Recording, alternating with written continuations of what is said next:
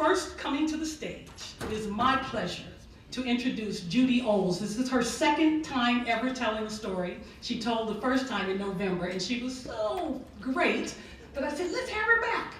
So ladies and gentlemen, please welcome your first storyteller of the evening, Judy Olds.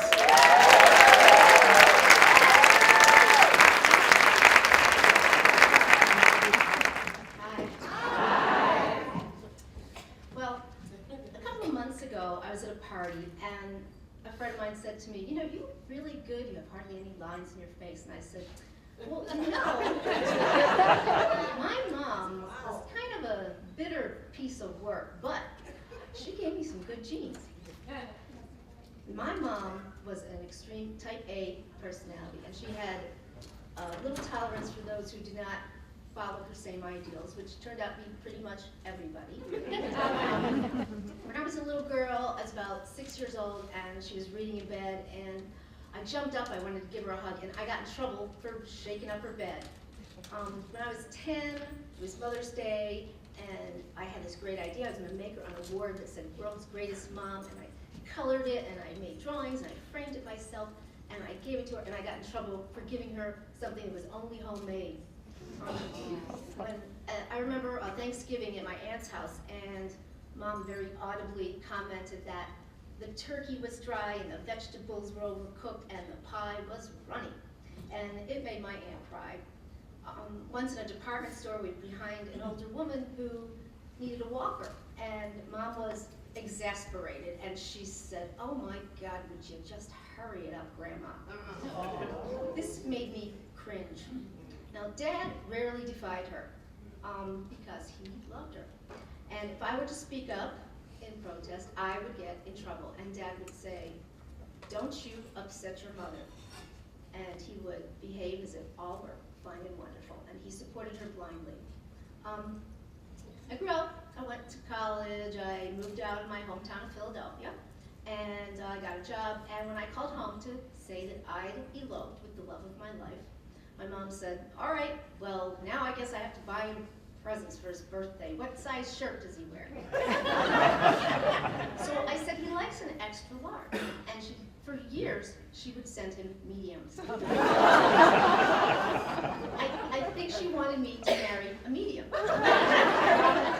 She also wanted me to marry someone who was Jewish. And she made it clear, she let me know that all of my relatives were ashamed and disappointed with me.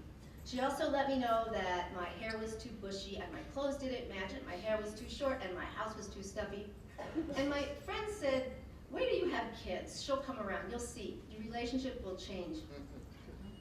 I had a beautiful baby daughter, and Mom did not lighten up. In fact, she became even more distant. She systematically isolated herself and my dad from our family and family friends. Because one by one, they would upset her, including me. My kids were 3 and 6 when she stopped speaking to me. And Dad continued his blind support.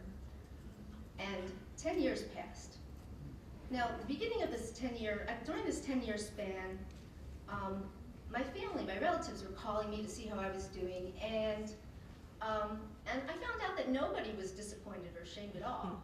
In fact, they were offering their love and their support, and they said, we know how your mom is, and we know how your dad is. And I got used to not having them in my life, and I anticipated never seeing them again. And I knew that time was only marching on, and they were getting older, and I would ask myself, is there anything I want to say or do so that there are no regrets? And I knew what I should say or do, or what I was supposed to say or do, because I'd seen it on TV. But it just wasn't there. I didn't like Mom, didn't love her, and Dad, he broke my heart, and I didn't have anything to say to him that was nice. So I felt sorry for them because they missed so much. And also, during that 10-year span, I began to think about somebody who I rarely thought of. When I was 8 years old, my parents told me that I had a sister. And her name was Jackie, and she was 16 years old. and she was born prematurely, and doctors predicted that she would die. Her official medical diagnosis was severely mentally retarded. And when she was 6, she went to live in an institution. And apparently my dad was visiting her every Sunday. And he wanted to start bringing her home for these visits. And I was really excited because I always wanted a little sister, and I thought that was kind of sort of be like that. But of course it wasn't. But I was intrigued by her. And Jackie's home visit made my mom upset. And that's the last time that Jackie came home. And I have no idea whether my mom ever saw her or communicated with her ever. But I do know that we were never supposed to talk about it. So my dad continued visiting her on his own. And one visit he noticed a bruise extending out from her shirt collar. And he became enraged, and he went crazy, so much so that the attendants wrestled him into a straitjacket until he would calm down, which he did, and then he immediately took the steps to get her out of there and into a different living situation. Jackie lived there for 20 years. A year after she left, Penhurst Institution was forced to shut down by the state due to inhumane living conditions. And there was this article, there was a huge expose in the Philadelphia magazine with horrific photos and articles, and the patients were treated like animals, even worse. It was awful. It was a real-life torture chamber. When I was a young adult, I used to think, oh, that's just like my mom to get rid of Jackie because she's not perfect. But I came to learn that back in 1958, my young parents were convinced by a team of doctors and specialists that the best thing for their daughter would be to put her in an institution, and that it would be cruel and selfish to keep her at home. And when I think about all of that, I can't begin to wrap my head around my mom's pain. It was no wonder that she was so bitter and guarded and just emotionally broken. So as I thought about this, I began to forgive. Still didn't like her, still didn't love her, but I think I understand and I forgive. Also, during that 10-year period, personal computers became more commonplace in people's homes, and people could communicate with each other through the internet. My cousin told me that she ran into my dad and that he told her he was trying to get in touch with me on his new computer. And I dug around, I found his email address, and communication then began. And it was baby steps at first, and then eventually phone calls, and then we would visit one another. It was an awkward relationship, but it was a relationship, and I was actually pretty glad about it. Mom still spewed her venom, but I could tell in her way she was trying really, really hard to be agreeable. And this went on for about 7 years, until a couple of years ago when I got the big phone call. I always thought that Dad would go first, and I thought somehow that Mom would just live forever, kind of like a dragon. But Dad was crying when he told me about her cancer, and it was spreading quickly, and I needed to get out there now. I began to panic. I have no clue how to be that daughter at the bedside of the dying mom. I don't know that I can do this. I don't think I can fake it. I don't know what I'm gonna do. And I was panicked up to the point when we walked into her room in the hospice center.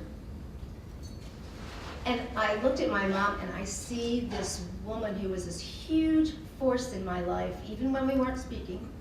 And there she was, looking so small and so vulnerable. And she had a lot of morphine running through her, and I do believe that that's what it took. And she turns to my husband and she says, I know that I was really rotten to you a long time ago, and I want you to know that I really do love you, I really do. And I am speechless. And my husband says, I know you do, we know you do, and we love you too. And I said, yep, what he said. Yes. We love you, and you love us. Yes, yes.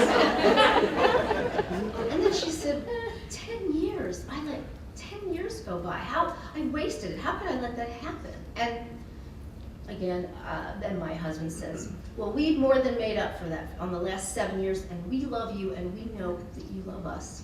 And again, what he said, yep, we love you, we know you love us. So it was about 10 days before she passed, and during that time, my dad and I had meals together, and we ran errands together, we visited my sister together, and we just meshed, and we very naturally fell into this really nice relationship that we were meant to have. And the last days that I spent with my mom were the most tender and intimate and profound times we've ever shared. And she wasn't eating anymore for sustenance, she was eating for comfort. And I would give her small spoonfuls of melted vanilla ice cream. And she would say, that's so good. And I'd hold a damp swab in her mouth so she could suck out the water when she felt dry. And she'd say, that feels so nice. And I found myself overpowered by this feeling of love unlike anything I had felt before. And I love a whole lot of people, but this was different. This was just way deep in the gut, raw love. And the best part is that in my mom's last lucid hours, I got to tell her this. And I got to thank her for giving me the gift of life and the gift of love and some really great genes.